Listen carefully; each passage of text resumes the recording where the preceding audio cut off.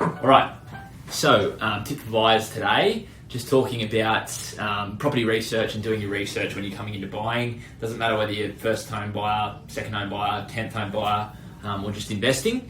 I think now more than ever, it's important to do your research because there's so much advice out there. If you just listen to one person, you can get burnt really easy. Just in the last 12 months, we've sold property for people in particular suburbs, won't name them, but they were promised into an area which was growing, it was up and coming, held the property for 12 months, couldn't afford mortgage repayments, and then had to sell it at sort of $70,000 to $100,000 loss, which is not good for anyone. So just a few tips. When you go out to buy, have a look on your realestate.com, your domain.com websites. If you're looking at properties that are around 550, 600, whatever price point you're in, go and look at other properties that have sold for that price and just compare them. See how they look. You go to a property that doesn't have a price on it, have a look around and see what's what. You might find a property that's on the same street, pretty similar, sold for X amount, then you're pretty safe paying X amount for the property that you're looking at. Other hubs you can look at, RP Data, CoreLogic, you can get a subscription to there and you can find out a lot more information about areas, trends, you can find out demographics, things like that, all really handy. But obviously attending open homes is the other good thing. If you get inside a property, it's going to beat looking at photos. Photos can hide small details like small work that needs to be done or if a house has been poorly looked after. You can't really see that in a photo, so attend open homes, do your research even before you're ready to buy. It doesn't hurt. You might have some agents that don't want to talk to you. Don't worry about them.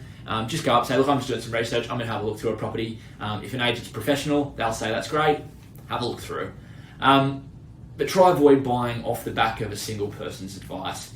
If you're promised into an area that is up and coming and it's really good, that's awesome. Go and do your own research and make sure that's the case. And make sure that you're paying the right amount for that property, especially new builds. If you're promised in to an area and it's a new build and this is a new area, make sure that what you're paying for the property isn't the amount plus the developer's price.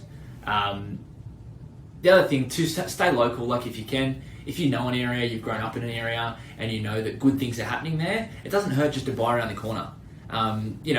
There's stories of people buying across from their first property across the road from where they grew up because they know the area, they know good things are happening, and they're happy to stay in that same area and just go on the back of what's already good.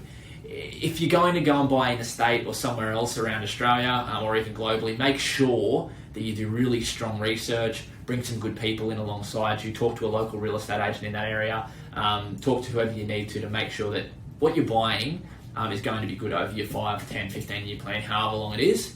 Just get some good advice, but off more than one person. The other thing is that buying in a good location really does do 80% of the work. I've said it before in videos. I'll say it again. I tell whoever I can tell, it's a great fact. It came from the guys on the Property Couch. They're 100% spot on it. Location really does do 80% of the work. You can still buy the wrong property in a good location, but it's hard to. If you just find that area where there's gentrification happening, older people, like older generations are moving out, newer generations are moving in, family areas, cafes are coming up, schools are doing really well, all that sort of thing, then that's usually a good area to buy in.